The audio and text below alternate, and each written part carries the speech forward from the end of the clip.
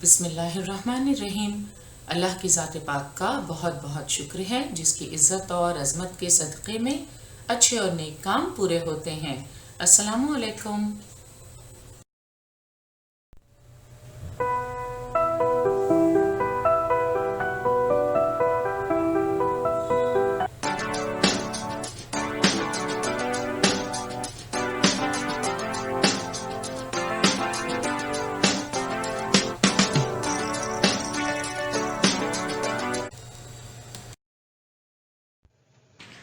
बृहन्मुंबई महानगर पालिका शिक्षण विभाग के तहत जारी वर्चुअल ट्रेनिंग सेंटर की जानिब से पेश होने वाले ई लर्निंग सेशन में आपका इस्तकबाल है। मैं हूं आपके मौलमा मैमुना शेख। तो आइए आपके तालीमी सिलसिले को आगे बढ़ाते हैं और शुरू करते हैं आज का हमारा सेशन। नहुम जमात के इस सेशन में हम तारीख का मुताला करेंगे। तालीमी पेशरफ्त के तीसरे हिस्से में आज का हमारा मौजू है तहकीकी अदारे, research institutions.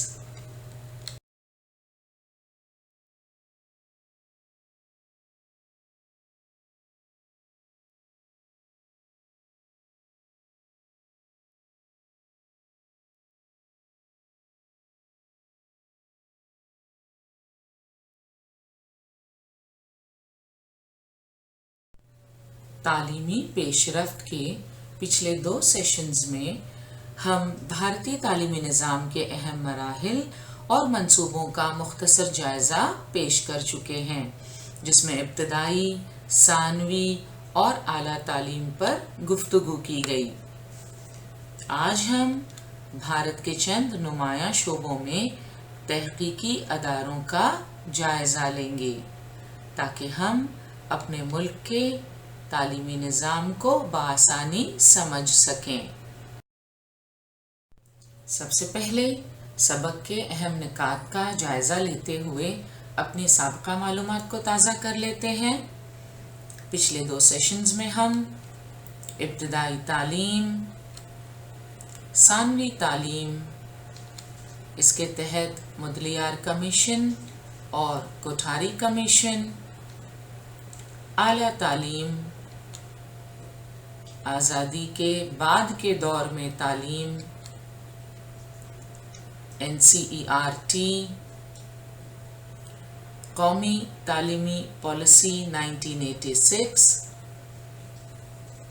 Indira Gandhi national open university और तालीम के फ़रोग़ में सैटेलाइट के इस्तेमाल से मुताल्लिक़ काफ़ी मालूमात हासिल कर चुके हैं। सबसे पहले हम साइंसी शोबे में तहकीकी अदारों के मुतालिक मालूमात हासिल करेंगे। आज़ादी के बाद मुल्क में साइंसी तहकीक को रिवाज देने और साइंसी तहकीक के फ़वाइद अवाम तक पहुँचाने के लिए council of scientific and industrial research नामी इदारा कायम किया गया। ये है CSIR यानी council of scientific and industrial research की इमारत जो नई दिल्ली में वाक़े है। Council of scientific and industrial research के क़याम के साथ ही भारत में ग़िज़ाई, साइंस, कीमिया, अदविया, फूड प्रोसेसिंग और कानकुनी जैसे शोबों में तहकीकी कामों का आगाज़ हो गया। CSIR के तहकीकी कामों के फ़वाइद मुल्की सनतों तक पहुँचाने के लिए सनती इदारों के साथ मुआहदे किए गए, जिसकी वजह से दरामदात में कमी हुई और गैर मुल्की ज़र मुबादला में बचत हुई। तारीख़ और सियासियात की दरसी किताब से इस्तिफ़ादा करते वक्त सफ़ा नंबर 27 पर council of scientific and industrial research से मुताल्लिक़ इस पैराग्राफ में आप इस्लाह कर लीजिए। کتاب میں لکھا ہے اس ادارے کے تحقیقی کاموں کے فوائد ملکی صنعتوں تک پہنچانے کے لیے صنعتی اداروں کے ساتھ معاہدے کیے گئے، جس کی وجہ سے برآمدات میں کمی ہوئی اور غیر ملکی زر مبادلہ میں بچت ہوئی۔ یہاں برآمدات کی جگہ درآمدات ہونا چاہیے، تو آپ وہاں اصلاح کر لیجئے، درآمدات یعنی امپورٹ اور برآمدات یعنی ایکسپورٹ۔ درآمدات میں کمی واقع ہو تو غیر ملکی زر مبادلہ میں بچت ہوتی ہے۔ پہلے ایسا ہوا کرتا تھا کہ اعلیٰ تعلیم کے لیے، تحقیق کے لیے بھارتی طلباء غیر ممالک کا رخ کیا کرتے تھے۔ CSIR نے بنیادی تحقیق کو رواج دیا اور بیرونی ممالک میں زیر تعلیم طلباء کو ملک واپس لانے میں اہم کردار ادا کیا۔ آئیے اب CSIR council of scientific and industrial research کے ذریعے کیے گئے تحقیقی کاموں کا جائزہ لیتے ہیں۔ انتخابات کے دوران انگلی پر لگائی جانے والی روشنائی، موسمی بخار، فیل پا، فیل یعنی ہاتھی، پا یعنی پیر، تو ہاتھی جیسے پیر، اس بیماری کو انگریزی میں ایلیفینٹائسس کہتے ہیں، جو دراصل فلاریل پیراسائٹس نامی ورمز کے انسانی جسم میں داخل ہونے کی وجہ سے ہوتی ہے۔ اور یہ فلاریل پیراسائٹس انسانی جسم میں داخل کیسے ہوتے ہیں؟ خاص قسم کے مچھروں کے ذریعے۔ جب یہ مچھر کسی شخص کو کاٹتے ہیں تو اس کے ذریعے یہ فلاریل پیراسائٹس نامی ورمز انسانی جسم میں داخل ہو جاتے ہیں اور ایلیفینٹائسس نامی بیماری ہوتی ہے۔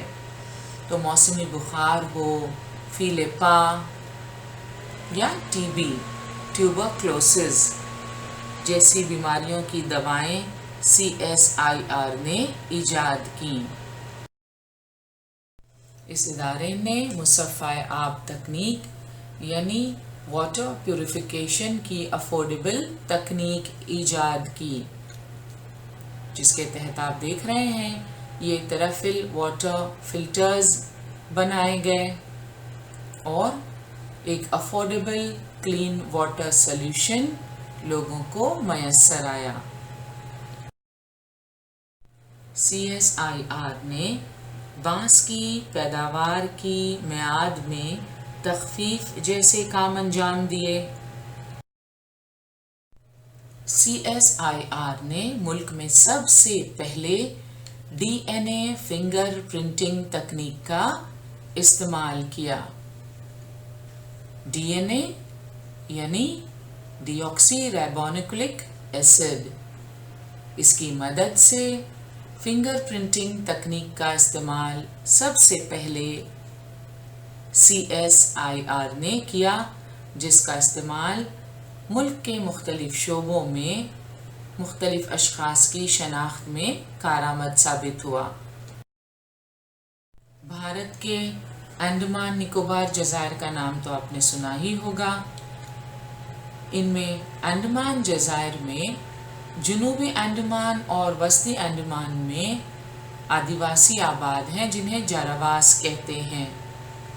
CSIR نے انڈمان کے آدیواسیوں کا مطالعہ کر کے ان قبائل کی تاریخ کا 60,000 برس قدیم ہونا ثابت کیا۔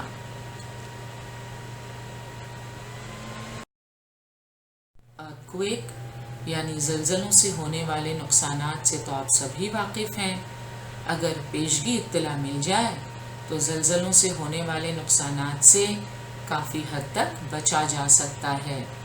CSIR نے زلزلوں کی پیشگی اطلاع جیسے کام بھی انجام دیے۔ تو ہم نے دیکھا council of scientific and industrial research نامی ادارے نے انتخابات کے دوران انگلی پر لگائی جانے والی روشنائی، موسمی بخار، فیل پا، ٹی بی جیسی بیماریوں کی دوائیں، مصفحہ آب تکنیک، بانس کی پیداوار کی میعاد میں تخفیف جیسے کاموں کے ساتھ ساتھ D N a finger printing تکنیک کا سب سے پہلے استعمال، انڈمان کے آدی واسیوں کا مطالعہ کر کے ان قبائل کی تاریخ کا 60,000 برس قدیم ہونا ثابت کرنا اور زلزلوں کی پیشگی اطلاع جیسے کام بھی انجام دیے۔ سی ایس آئی آر نے نمبولی کا بطور جراثیم کش استعمال، زخم بھرنے کے لیے ہلدی کا استعمال، چاول کے حق ملکیت یعنی پیٹنٹ جیسے معاملات میں اہم کردار نبھایا۔ سی ایس آئی آر نے بھارت کی روایتی سائنس کی ڈیجیٹل لغت تیار کر کے اسے 8 بین الاقوامی زبانوں میں فراہم کیا۔ Council of scientific and industrial research میں کام کرنے کے خواہش مند امیدوار کے لیے ضروری ہے کہ وہ C S I R NET کا امتحان پاس کرے۔ The National Testing Agency NTA conducts CSIR UGC NET Council of Scientific and Industrial Research University Grant Commission National Eligibility Test to shortlist candidates from science and technology background for the award of JRF, that is Junior Research Fellowship اور the role of lecturership۔ CSIR NET کے لیے جو required educational qualification ہے وہ کچھ اس طرح ہے۔ Candidates must have a degree in B Pharma or BE or BTech or MSc or MBBS or integrated BS MS or any other science degree with at least 55% marks. 5% marks relaxation is given to candidates who belong to reserved category. ہم نے ابھی council of scientific and industrial research کے ذریعے کیے گئے تحقیقی کاموں کا جائزہ لیا۔ CSIR is the country's largest public sector research and development organization۔ کیا آپ جانتے ہیں کہ CSIR میں تقریباً 4,600 سائنٹسٹ کام کرتے ہیں۔ It runs 41 laboratories and 80 field centers where research and development are practiced in areas which cover a wide spectrum of science and technology۔ تو سائنس اور ٹیکنالوجی کے شعبے میں ریسرچ اینڈ ڈیولپمنٹ کا کام council of scientific and industrial research کے تحت کیا جاتا ہے۔ سائنس کے بعد اب ہم بات کریں گے ریاضی کی۔ تمل ناڈو میں 1962 میں national institute for research in mathematical and physical science نامی ادارہ قائم کیا گیا۔ مضمون ریاضی میں اس ادارے نے اعلیٰ ترین تحقیقی کاموں کو رواج دیا۔ اور اب کمپیوٹر سے متعلق تحقیق و ترقی کا ہم جائزہ لیں گے۔ آج بازار میں مختلف سائز کے مختلف ساخت کے کمپیوٹر آسانی سے دستیاب ہیں۔ الگ الگ شعبوں سے تعلق رکھنے والے افراد اپنی سہولت اور ضرورت کے مطابق کمپیوٹر کا استعمال کرتے ہیں۔ کیا شروعات سے ہی کمپیوٹر ایسے تھے جیسے آج ہمیں دکھائی دیتے ہیں؟ آئیے جاننے کی کوشش کرتے ہیں۔ 1969 میں ہم نے سودیشی ساخت کا کمپیوٹر تیار کیا۔ ISIJU نامی یہ اولین کمپیوٹر انڈین اسٹیٹسٹیکل انسٹیٹیوٹ اور جادو پور یونیورسٹی نے مشترکہ طور پر تیار کیا تھا۔ انڈین اسٹیٹسٹیکل انسٹیٹیوٹ اور جادو پور یونیورسٹی نے مشترکہ طور پر ISIJU نامی اولین کمپیوٹر تیار کیا۔ اور یہ تصویر آپ دیکھ رہے ہیں سمریندر کمار مترا کی، The man who built India's first computer۔ ان تصاویر میں آپ اس وقت کے وزیر اعظم پنڈت جواہر لال نہرو کو سمریندر کمار مترا کے ساتھ ISIJU اس اولین کمپیوٹر کا معائنہ کرتے ہوئے دیکھ سکتے ہیں۔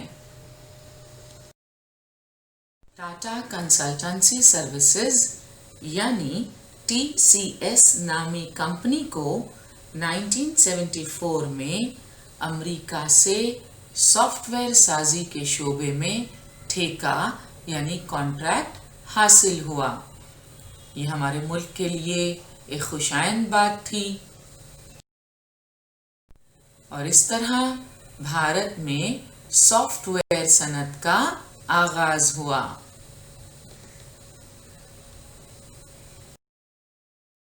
کمپیوٹر کی وجہ سے سائنسی تحقیقات کی رفتار میں اضافہ ہو گیا۔ 1987 میں امریکہ نے بھارت کو سپر کمپیوٹر دینے سے انکار کر دیا۔ سپر کمپیوٹر کسے کہتے ہیں؟ A supercomputer is a computer with a high level of performance as compared to a general purpose computer۔ عام طور پر ہم جو کمپیوٹر استعمال کرتے ہیں عام پرپسز کے لیے، عام مقصد کے لیے، ان سے کہیں زیادہ ہائی لیول آف پرفارمنس ہوتا ہے سپر کمپیوٹر کا، اسی لیے تو اسے سپر کمپیوٹر کہتے ہیں۔ تو 1987 میں امریکہ نے بھارت کو سپر کمپیوٹر دینے سے انکار کر دیا۔ اس وقت کے وزیر اعظم راجیو گاندھی نے ملک کا اپنا سپر کمپیوٹر بنانے کا فیصلہ کیا، اور 1988 میں مرکزی حکومت نے پونا میں CDAC یعنی centre for development of advanced computing نامی تحقیقی ادارہ قائم کیا، اور یہ ہے پرم، بھارت کا پہلا سپر کمپیوٹر۔ 1991 میں ڈاکٹر وجے بھٹکر کی قیادت میں پرم 8000 نامی سپر کمپیوٹر تیار کیا گیا۔ Doctor Vijay Bhatkar was the founder executive director of CDAC, that is Center for Development of Advanced Computing۔ Doctor Vijay Bhatkar کو مہاراشٹر بھوشن، پدم بھوشن اور پدم شری جیسے اعزازات سے نوازا گیا۔ اور اب بھابھا ایٹامک ریسرچ سینٹر یعنی BARC سے متعلق کچھ معلومات حاصل کرتے ہیں۔ BARC اس ادارے نے nuclear physics, solid state physics, spectroscopy, chemical and life sciences جیسے موضوعات پر اہم تحقیقات انجام دیں۔ BARC کے تحقیقی کاموں کا جائزہ انشاءاللہ سائنس اور ٹیکنالوجی نامی سبق میں تفصیل سے لیا جائے گا۔ جوہری بھٹی کی تیاری کی خاطر سائنسدانوں کی تربیت کے لیے بھابھا ایٹامک ریسرچ سینٹر نے ٹریننگ اسکول قائم کیے۔ اب ہم انجینئرنگ کے شعبے سے متعلق معلومات حاصل کریں گے۔ سب سے پہلے بات کریں گے انڈین انسٹیٹیوٹ آف ٹیکنالوجی کی، IIT یعنی انڈین انسٹیٹیوٹ آف ٹیکنالوجی۔ 1951 میں مغربی بنگال کے کھڑگپور میں بھارت کے پہلے Indian institute of technology IIT قومی ادارہ برائے تکنیک کا قیام عمل میں آیا۔ IIT کا مقصد بھارت میں انجینئرنگ کے تمام شعبوں میں اعلیٰ اور ترقی یافتہ تعلیم فراہم کرنا تھا۔ ملک کے کچھ انجینئرنگ کالجز کو IIT میں ضم کر دیا گیا۔ ان میں ممبئی میں پوئی، چنئی، کانپور اور اس کے بعد نئی دہلی کے انجینئرنگ کالجوں کو IIT میں ضم کر دیا گیا۔ اس ادارے کے قیام میں سوویت یونین، امریکا، جرمنی اور یونیسکو کی مدد لی گئی۔ تو انڈین انسٹیٹیوٹ آف ٹیکنالوجی کے قیام میں بھارت کو کن ممالک کی مدد حاصل ہوئی؟ IIT کے قیام میں سوویت یونین، امریکا، جرمنی اور یونیسکو کی مدد لی گئی۔ یونیسکو کا نام سنا ہے آپ نے؟ یونیسکو یعنی United Nations Educational, Scientific and Cultural Organization, اقوام متحدہ کا ایک ذیلی ادارہ ہے۔ یہ تعلیم، سائنس اور تہذیب و ثقافت کے درمیان معاونت کے ذریعے دنیا میں امن و سلامتی قائم کرنے کے لیے کوشاں رہتا ہے۔ تو ہم نے دیکھا کہ IIT کے قیام میں سوویت یونین، امریکا، جرمنی کے ساتھ ساتھ اقوام متحدہ کے اس ذیلی ادارے یعنی یونیسکو نے بھی مدد کی، اور اس طرح ملک کے مختلف شہروں میں IIT شروع کیے گئے۔ IIT اداروں کو خود مختار یونیورسٹیوں کا درجہ دے کر یہاں BTech یعنی بیچلر آف ٹیکنالوجی اور MTech یعنی ماسٹر آف ٹیکنالوجی کے کورسز شروع کیے گئے۔ IIT کی خصوصیات میں اہلیتی امتحان کے ذریعے داخلہ، مناسب فیس اور طلباء کے لیے تحفظات شامل ہیں۔ تو IIT میں اگر داخلہ لینا ہے تو JEE stands for Joint Entrance Examination، اسے پاس کرنا ضروری ہے۔ یہ ایک آل انڈیا لیول انٹرنس ایگزام ہے جو انڈین انسٹیٹیوٹ آف ٹیکنالوجی کی جانب سے کنڈکٹ کیا جاتا ہے to select candidates for undergraduate engineering programmes offered by premier engineering colleges of India, including all the IITs۔ 1980 سے 90 کی دہائی میں اس ادارے کے طلباء بڑی تعداد میں غیر ملکوں میں جانے لگے۔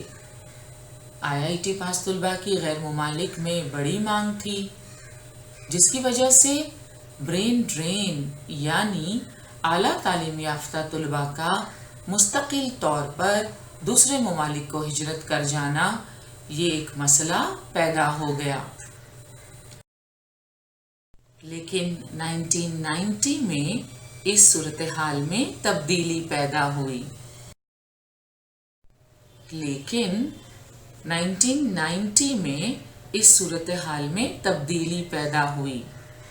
1994 میں گوہاٹی آسام اور سن 2001 میں رورکی میں IIT شروع کیے گئے۔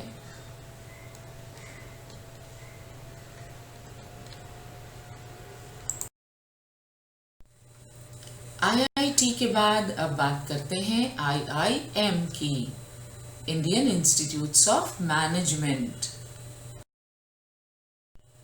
IIT میں اعلیٰ سطحی انجینئروں کی تیاری کے بعد ماہر منتظمین بنانے کے لیے مرکزی اور گجرات کی ریاستی حکومت نے احمد آباد میں IIM نامی ادارہ قائم کیا۔ IIM یعنی Indian institute of management.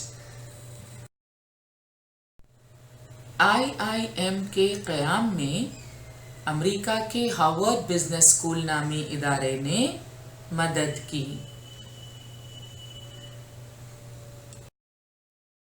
Bharat کے مختلف شہروں میں ماہر منتظمین بنانے کے لیے IIM قائم کیے گئے۔ ان میں کولکتہ، بنگلورو، لکھنؤ،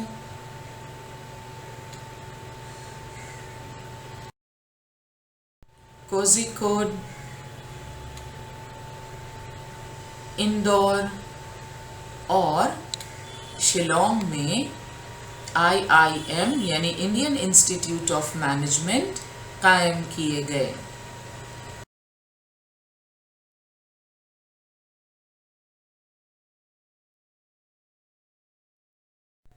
آج کا ہمارا سیشن یہی مکمل ہوا۔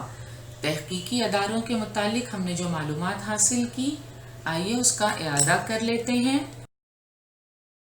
آزادی کے بعد ملک میں سائنسی تحقیق کو رواج دینے اور سائنسی تحقیق کے فوائد عوام تک پہنچانے کے لیے council of scientific and industrial research نامی ادارہ قائم کیا گیا۔ تمل ناڈو میں 1962 میں national institute for research in mathematical and physical science نامی ادارہ قائم کیا گیا۔ مضمون ریاضی میں اس ادارے نے اعلیٰ ترین تحقیقی کاموں کو رواج دیا۔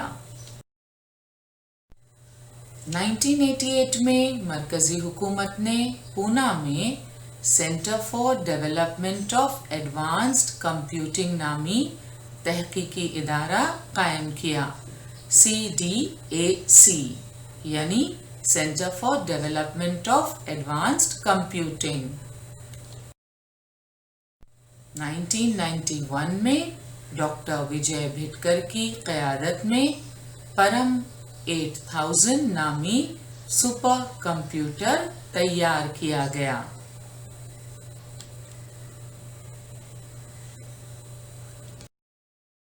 پھر ہم نے بھابھا ایٹامک ریسرچ سینٹر کے تحقیقی کاموں کا مختصراً جائزہ لیا۔ ہم نے IIT کے قیام کے متعلق معلومات حاصل کی۔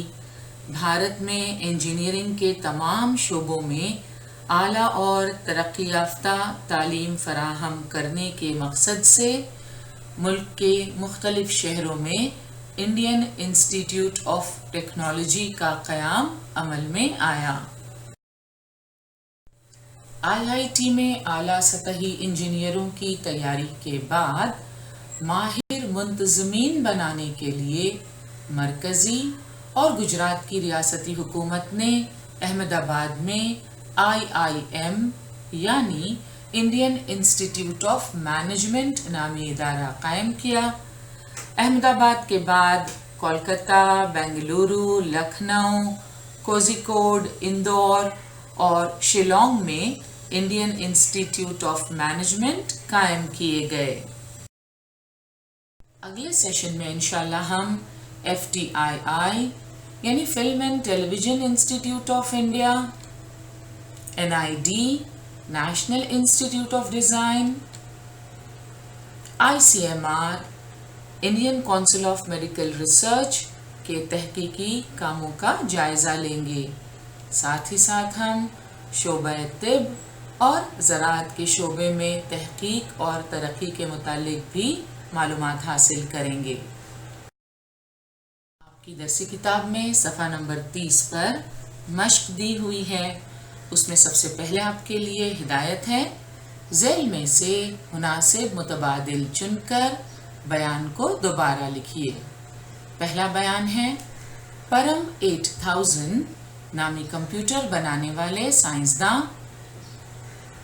تو پرم 8000 نامی کمپیوٹر بنانے والے سائنسداں کا نام آپ کو یاد ہے؟